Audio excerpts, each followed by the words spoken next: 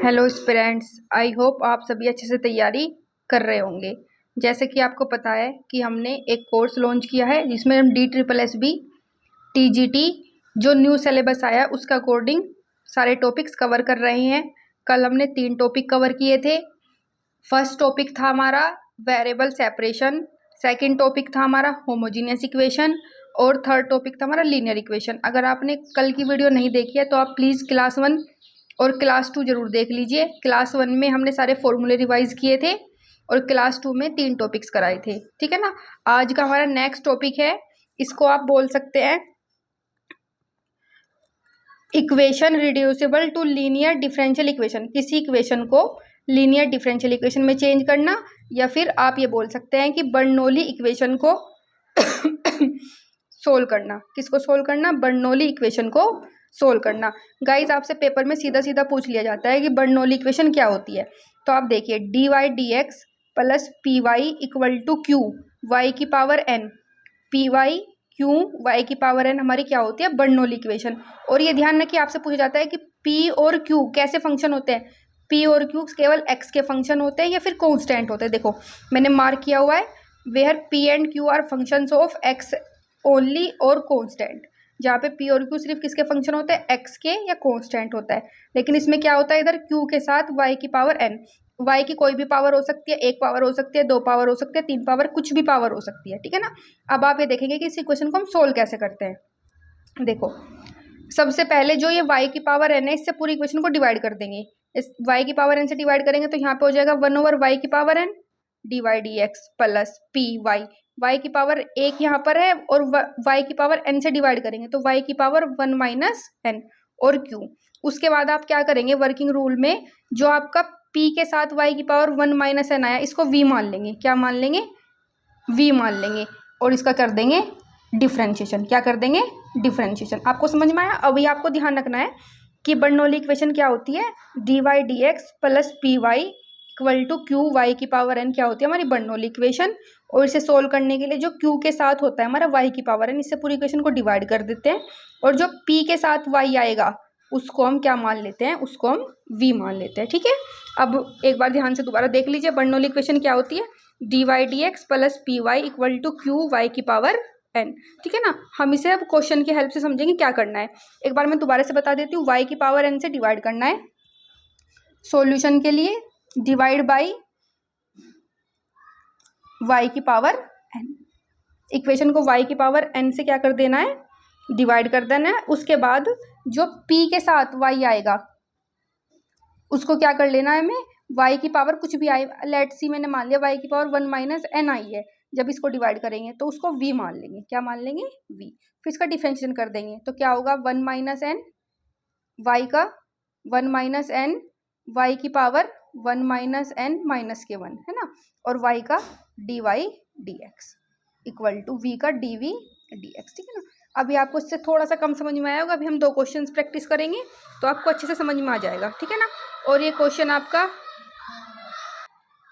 आपका हरियाणा TGT में है। आप देखिए, अब देखिए किस तरह क्वेश्चन है। dy/dx प्लस p की वैल्यू 1/x y और q की वैल्यू 1 और y की पावर n। देखो एक बार इसको कंपेयर करते हैं हम। जब भी आप इधर देखेंगे कोई फंक्शन y का है राइट हैंड साइड में, आप एकदम समझ लेंगे कि ये इक्वेशन बर्नौली इक्वेशन है और ये बर्नौली इक्वेशन के मेथड से क्या होगी? सोल्व होगी, ठीक है ना।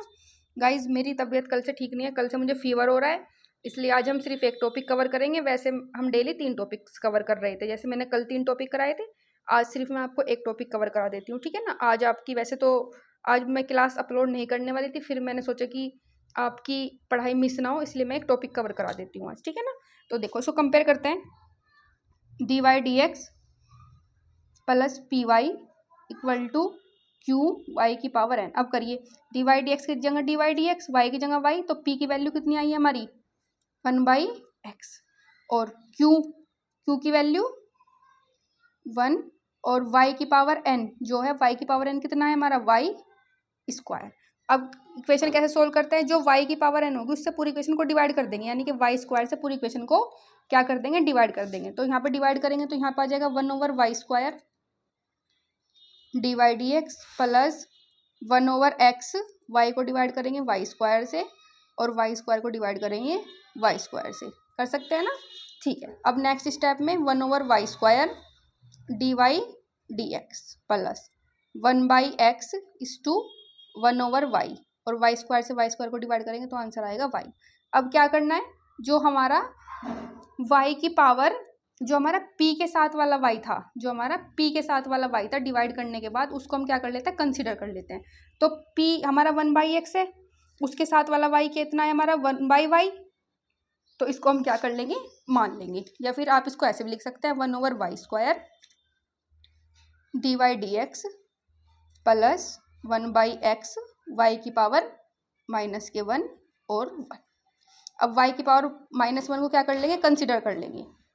y की पावर -1 को, देखो मैंने बोला था कि y जब हम डिवाइड कर लेंगे और जो p के साथ वाला y होगा उसको कंसिडर करेंगे, और उसको क्या कंसिडर करेंगे, v, और फिर उसको करेंगे डिफ्रेंशिएशन। तो मैं इसको कंसिडर कर लेती हूँ v।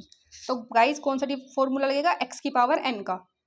x की पावर n का डिफरेंशिएशन क्या होता है, nx n-1, यानी कि -1 y की पावर -2 y का dy dx और v का dv dx। अब ध्यान से देखेंगे आप, तो ये मेरा बना -1/y² dy dx equal to dv dx।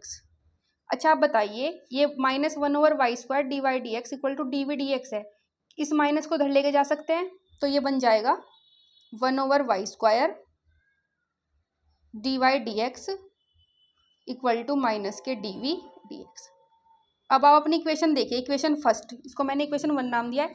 देखिए 1/y² dy dx, इस पूरे की जगह क्या मैं -dv dx रख सकती हूँ, यहाँ से रख सकती हूँ ना। तो ये हम पुट कर देंगे यहाँ पे 1/y² dy dx की जगह क्या पुट करेंगे, -dv dx, -dv dx। अब देखिए 1/x as it is, y की पावर -1 को क्या कंसिडर किया हमने, v, तो इसकी जगह क्या लिख देंगे, v, है ना। y की पावर -1 की जगह क्या लिख दिया है, v, और 1 हमारा कैसा रहेगा, सेम रहेगा। अच्छा ये बताइए, इस माइनस से पूरी इक्वेशन में मल्टीप्लाई कर देंगे तो समीकरण क्या बनी हमारी, इक्वेशन क्या बनी, dv dx -1/xv equal to -1। अच्छा ये बताइए, ये लीनियर इक्वेशन है ना, लीनियर इक्वेशन कैसी होती है, कल कराई थी मैंने आपको। लीनियर इक्वेशन का एक्सटेंशन ही तो बर्नौली इक्वेशन होती है। लीनियर इक्वेशन क्या होती है, dy dx प्लस के P Y equal to Q. तो y की जगह यहाँ पर क्या है, v। अब क्या निकालेंगे, इंटीग्रेटिंग फैक्टर। तो p की वैल्यू आई यहाँ से -1/x और q की वैल्यू आई -1।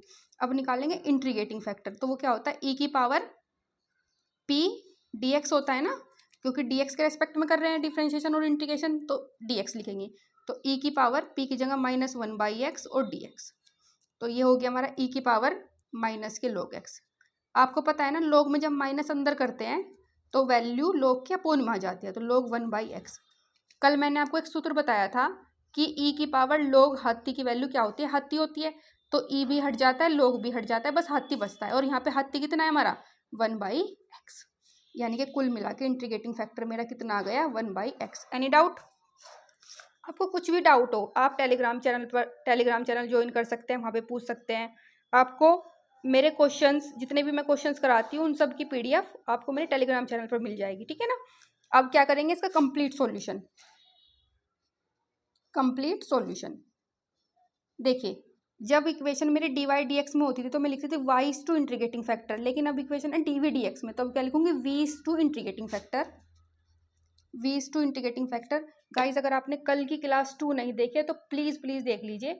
जब तक आप क्लास 2 नहीं देखेंगे आपको क्लास 3 का समझ में नहीं आएगा, तो इसलिए क्लास 2 को जरूर देख लीजिए, और टेलीग्राम चैनल पे जो मैंने क्वेश्चंस कराए उन क्वेश्चंस की प्रैक्टिस कर लीजिए, तो आपको अच्छे से समझ में आ जाएगा। v is to integrating factor, यहाँ पर integration q is to integrating factor dx plus c। तो v की value v, integrating factor 1/x, and q की वैल्यू कितनी है हमारी -1, इंटीग्रेटिंग फैक्टर कितना है 1/x और dx प्लस c। अच्छा ये बताइए, v is to 1/x, minus बाहर आ जाएगा, 1/x dx प्लस के c, ठीक है। v is to 1/x। अच्छा ये बताइए 1/x का इंटीग्रेशन कितना होता है, जल्दी बताओ, log x होता है ना, तो log x प्लस के सी। देखो अब मेरा जो क्वेश्चन ये चेंज हो गया है वी और एक्स में, लेकिन क्वेश्चन तो मुझे वाई और एक्स में दिया था ना। तो इसलिए क्या करते हैं, बाद में सबसे लास्ट में v की वैल्यू लौटा देते हैं। v की वैल्यू कितनी है, y की पावर -k1, तो यहाँ पे लिख देंगे y की पावर -k1 1/x माइनस के log x प्लस के c। लेकिन गाइस जो हरियाणा का टीजीटी एग्जाम हुआ था उसमें ये वाला आंसर नहीं था, इसको चेंज कर रखा था। देखो मैं बताती हूँ कैसे। y की पावर -1 को लिखा था 1/y is to 1/x minus के log x प्लस के c। इस एक्स वाई की मल्टीप्लाई इधर कर रखी थी, 1 इक्वल टू माइनस के X Y log x plus के c, ये आंसर दे रखा था।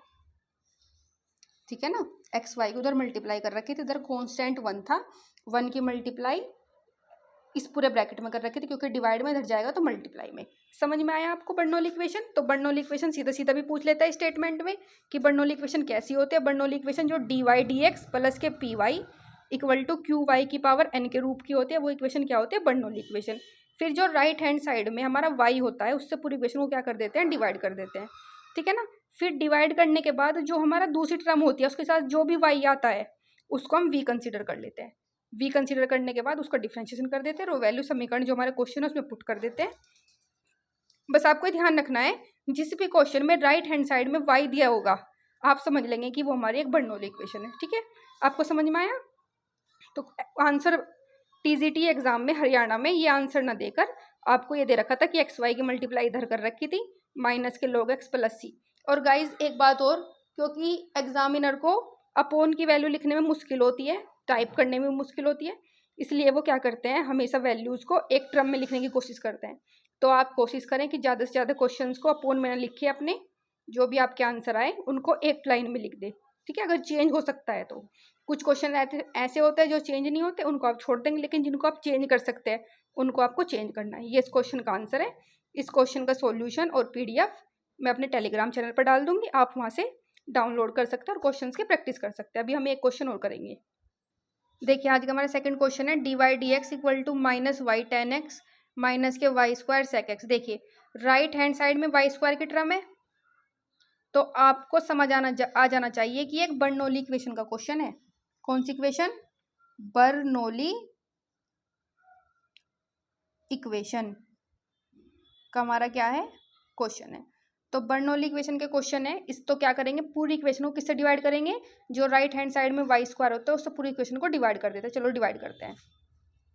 तो वाई स्क्वायर से डिवाइड करेंगे तो 1/y square D Y D x minus के y upon y square y square tan x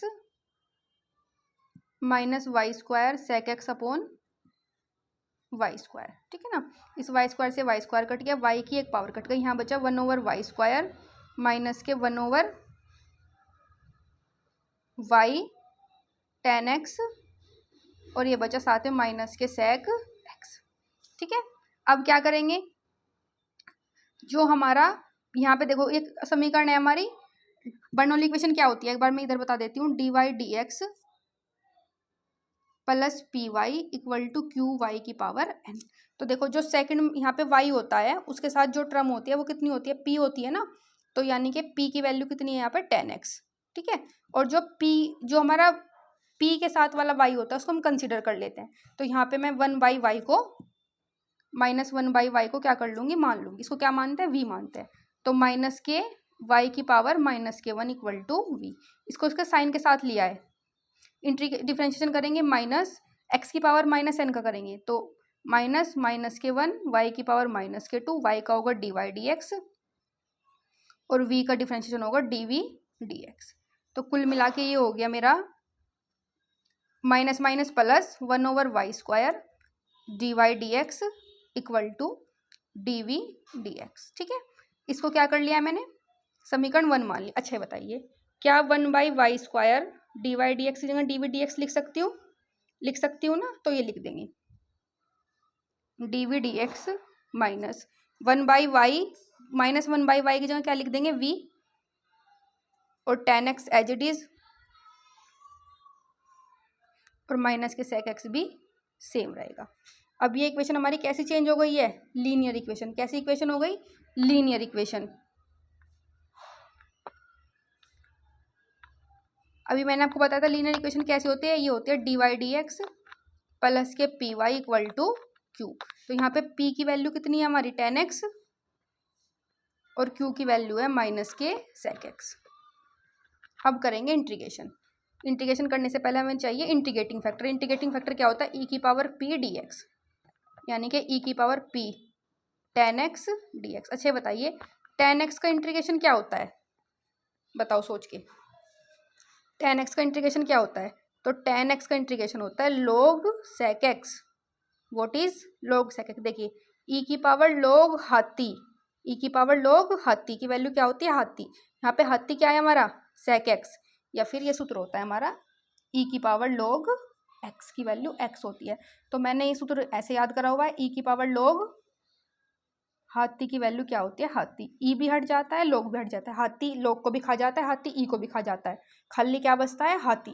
तो उसको बस हाथी बच जाता है। तो यहाँ पे हाथी क्या है, sec x, तो यहाँ पे लिख देंगे हम sec x। ठीक है, अब सॉल्यूशन करेंगे, कंप्लीट सॉल्यूशन। कंप्लीट सॉल्यूशन क्या होता है हमारा, v इज टू, देखो यहाँ पे y होता था, कल जो मैंने लीनियर इक्वेशन क्वेश्चन कराए थे वहाँ पे y is to integrating factor कराया था, लेकिन यहाँ पे क्या है इक्वेशन में v, तो यहाँ पे लिखेंगे v is to integrating factor, q is to integrating factor dx plus c। तो v is to integrating factor की वैल्यू कितनी है, ये sec x, तो वैल्यू sec x रख देंगे। q की वैल्यू q, what is the value of q guys, the value of q is minus sec x, and integrating factor की वैल्यू भी sec x प्लस के c। गाइज पसीने आ रहे हैं क्योंकि फैन नहीं चला सकते, उससे बहुत आवाज़ आती है, ठीक है ना। तो v sec x equal to, minus बाहर ले लेंगे तो ये हो गया sec x is to sec x dx, ये क्या हो गया हमारा, माइनस के sec square x dx plus के c। तो ये v sec x as it is रहेगा। अच्छा ये बताइए माइनस सेम रहेगा, sec स्क्वायर x का इंटीग्रेशन क्या होता है, बताओ जल्दी से एक बार सोच के। sec स्क्वायर x का इंटीग्रेशन होता है 10x, तो यहाँ पर 10x लिख देंगे। क्या लिखेंगे, 10x और प्लस के c। अच्छा ये बताओ क्या एग्जामिनर ने आपको क्वेश्चन v में दिया था, v और x में, नहीं, एग्जामिनर ने तो क्वेश्चन y और x में दिया था। इसका मतलब है हमें v की वैल्यू क्या करनी पड़ेगी, वापस लौटानी पड़ेगी। तो v को आपने क्या कंसिडर किया था, -1/y, तो यहाँ पर आप क्या लिख देंगे, -1/y, -1/y sec x minus के 10x प्लस के c। अब -1/y के पूरे में क्या कर देंगे, मल्टीप्लाई, तो sec x माइनस के y, माइनस की मल्टीप्लाई होगा प्लस, और डिवाइड वाला y इसमें जाएगा मल्टीप्लाई में, माइनस के 10x प्लस के c, अंदर माइनस की मल्टीप्लाई कर देंगे, तो sec x equal to y 10x माइनस के c। यही आपका क्या हो गया आंसर। ठीक है, समझ में आया, कर सकते हैं आप। आज मैं आपको एक होमवर्क क्वेश्चन देती हूँ, उसको आपको सोल्व करना है। आपका जो होमवर्क का क्वेश्चन है और इसका सॉल्यूशन करके, इसका सॉल्यूशन मैं अपने टेलीग्राम चैनल पर डाल दूंगी, ठीक है ना। The question is cos x dy equal to sin x minus के y is to y dx। cos x dy minus के sin x minus y is to y dx। इस क्वेश्चन का सॉल्यूशन जो भी बच्चा सबसे पहले करेगा, जो भी स्टूडेंट सबसे पहले करेगा, फर्स्ट नंबर पर करेगा, और इसका सॉल्यूशन क्या है, इसका आंसर कमेंट सेक्शन में मेंशन करेगा। उस स्टूडेंट का नाम कल मैं अपनी वीडियो में लूँगी, ठीक है ना। उसको सब क्या करेंगे, अप्रिशिएट करेंगे उस स्टूडेंट को। और सबसे पहले मैं उस स्टूडेंट का कल वीडियो, जब नेक्स्ट टॉपिक स्टार्ट कराऊंगी, सबसे पहले उस स्टूडेंट का नाम लूँगी, ठीक है ना। गाइज आप मेरा टेलीग्राम चैनल ज्वाइन कर लीजिए, ठीक है ना। लिंक आपको डिस्क्रिप्शन में मिल जाएगा। जितने भी मैं क्वेश्चंस करा रही हूँ उन सब की PDF और प्रैक्टिस क्वेश्चन आपको उसमें मिल जाएंगे। और आपको पता है कि हम 200 थ्योरम्स की सीरीज कर रहे हैं, 200 मोस्ट इंपॉर्टेंट थ्योरम्स की सीरीज कर रहे हैं। जिसमें हमने वो सारे थ्योरम्स कवर कर लिए हैं, जिसमें हमने आई थिंक 11 लेक्चर अपलोड कर दिए हैं, जो थ्योरम्स किसी नाम से आती है ना। तो आप उन थ्योरम्स को देखिए, और अगर आपको नोट्स परचेज करने हैं तो 50% नोट्स पर डिस्काउंट चल रहा है, आप नोट्स परचेज कर सकते हैं। और आप मुझे टेलीग्राम पर मैसेज करिए, वहाँ से आपको नोट्स परचेज करने की सारी डिटेल्स मिल जाएगी। अभी के लिए सिर्फ नोट्स की कॉस्ट ओनली 49 रुपीज़ है, और नोट्स में थ्योरम मिलेंगी आपको, प्लस आइडेंटिटी मिलेगी, प्लस फॉर्मूले मिलेंगे। ठीक है, नोट्स में थ्योरम भी है, आइडेंटिटी भी है, फॉर्मूले भी है, वो वाले फॉर्मूले जो आपको बुक्स में नहीं मिलते। ठीक है ना, जैसे हमारी वो होल्डर इनइक्वालिटी हो गई, आपको आपकी बुक में नहीं मिलेगी। ठीक है ना, होल्डर इनइक्वालिटी हो गई, आपके मीट्रिक स्पेस के कुछ क्वेश्चंस हो गए, मीट्रिक स्पेस से रिलेटेड कुछ क्वेश्चंस हो गए जो हमें नहीं कराए जाते, तो वो सब भी आपको नोट्स में मिल जाएंगे। और नोट्स जो है 117 पेज के हैं, जिसमें सारे के सारे थ्योरम्स, आइडेंटिटी और फॉर्मूले मिल जाएंगे। 49 रुपीज़ इन नोट्स की बहुत कम कॉस्ट है, आप परचेज़ करिए। और जिन बच्चों ने परचेज़ किए हैं उनके बहुत अच्छे रिव्यू है, आप चाहे बात कर सकते हैं टेलीग्राम चैनल पर बच्चों से। और आप नोट्स का प्रीव्यू देखने के लिए जो थ्योरम के नोट्स की वीडियो है, वीडियो नंबर 4, उसको देख सकते हैं। उसके लास्ट में नोट्स का आपको प्रीव्यू मिल जाएगा, लास्ट में वहाँ से देख सकते हैं। और कल एक स्टूडेंट ने नोट्स परचेज किए थे, तो उनको प्रीव्यू देखने थे, तो मैंने कल 5 पेजेस अपने टेलीग्राम चैनल पर भी नोट्स के अपलोड किए हैं। ठीक है ना, और मैं नोट से ही आपको डेली थ्योरम्स भी कराती हूँ, आप वहाँ से भी देख सकते हैं। और अगर आपको देखना है तो वीडियो नंबर 4 देख सकते हैं और 5 पेजेस देख सकते हैं। ठीक है ना, आप तैयारी करिए, मैं आपको बेसिक से लेकर करा रही हूँ, सिर्फ सीधा मैंने फॉर्मूले से स्टार्ट किया है। और कल जो हमने तीनों टॉपिक किए थे वो 12th क्लास के थे। आज से जो हमारा टॉपिक स्टार्ट हुआ है बर्नौली इक्वेशन, आज से हमारा ग्रेजुएशन का टॉपिक स्टार्ट हो गया है ना। आज से हमारा जो टॉपिक है वो कौन सी क्लास से, ग्रेजुएशन की हो गया है। ठीक है, तो इसलिए क्लास को अच्छे से करिए, अपने बेसिक्स अच्छे करिए। ठीक है ना, अपना टाइम वेस्ट मत करिए, मोबाइल का कम से कम यूज़ करिए, सिर्फ पढ़ाई के लिए यूज़ करिए। आपका टाइम बहुत ज़्यादा इंपॉर्टेंट है, इसलिए पढ़ाई पे ध्यान दीजिए। एक एक नंबर से आप एग्ज़ाम को पार नहीं कर पाते। ठीक है ना, और गाइज एक बात और बतानी थी, नवोदय विद्यालय ने कुछ जयपुर रीजन ने कुछ भर्तियां निकाली हुई हैं, जिसमें टीजीटी के सारे सब्जेक्ट्स की भर्ती निकली हुई है और पीजीटी के सारे सब्जेक्ट की भर्ती भी निकली है। उसमें कोई एग्ज़ाम नहीं है, आपकी जो आपकी जो सैलरी होगी टीजीटी के लिए 35,000 और पीजीटी के लिए 37,000 रुपये होगी। ठीक है ना, आपका मेरिट बेस के अकॉर्डिंग आपका सिलेक्शन हो जाएगा। ठीक है ना, और उसमें आपका एक इंटरव्यू होगा। ठीक है, तो आपका सीधा हो जाएगा, उसमें कोई एग्ज़ाम नहीं है। तो जब तक आपकी गवर्नमेंट जॉब नहीं लगती है, आप संविदा बेस पर कर सकते हैं। क्योंकि नवोदय विद्यालय के लास्ट टाइम में देखा गया था कि 60% जो बच्चे संविदा पर थे उन्हीं का ही एग्ज़ाम क्रैक हुआ था। ठीक है ना, तो आप एक अच्छी खासी सैलरी भी ले सकते हैं, और संविदा पे कोई आपको हटा नहीं सकता है, प्राइवेट जॉब से तो काफ़ी अच्छी होती है। तो आप उसका फॉर्म फिल करिए, फॉर्म कल से फिल हो गई हैं 27 मई से, और 6 जून लास्ट डेट है।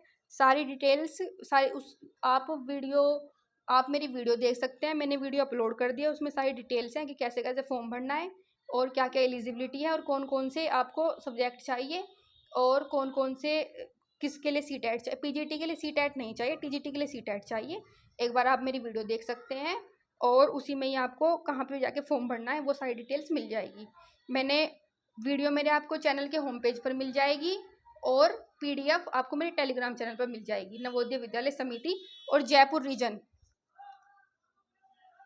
गाइज मैं एक बात बता दूं, जयपुर रीजन में तीन आते हैं स्टेट हमारे। एक तो आता है स्टेट नहीं, यूटी आएगा दिल्ली, तो दिल्ली वाले बच्चों के लिए बहुत अच्छा मौका है, वो दिल्ली में रहकर जॉब कर सकते हैं। हरियाणा रीजन आएगा और राजस्थान। एटलीस्ट ये यूटी, दिल्ली और 2 स्टेट, ये बच्चे तो कम से कम फॉर्म फिल ही कर सकते हैं अपने स्टेट में रहकर ही। वो अपने होम टाउन में या अपने होम स्टेट में रह के क्या कर सकते हैं, जॉब कर सकते हैं। और नवोदय विद्यालय में आपको वहीं पर रहना होता है, आपको अच्छी खासी सैलरी मिलेगी, और आपका कोई खर्चा भी नहीं होता, खाना वाना सब वहीं से मिलता है। ठीक है ना, तो आप प्लीज़ फॉर्म फिल करिए, आप एक अच्छी खासी जॉब पा सकते हैं। अगर आपको मेरा कंटेंट अच्छा लग रहा हो, मेरी वीडियो अच्छी लग रही हो, तो प्लीज़ मेरे चैनल को लाइक करें, सब्सक्राइब करें। और अगर आपको मेरे नोट्स अच्छे लग रहे हैं तो आप थ्योरम के नोट्स परचेज कर सकते हैं, कॉस्ट 49 रुपीज़ है। जल्दी से जल्दी नोट्स परचेज करिए, अदरवाइज नोट्स की जो कॉस्ट है 99 रुपीज़ है। ठीक है, टेलीग्राम चैनल ज्वाइन कर लीजिए। Okay. Thank you so much.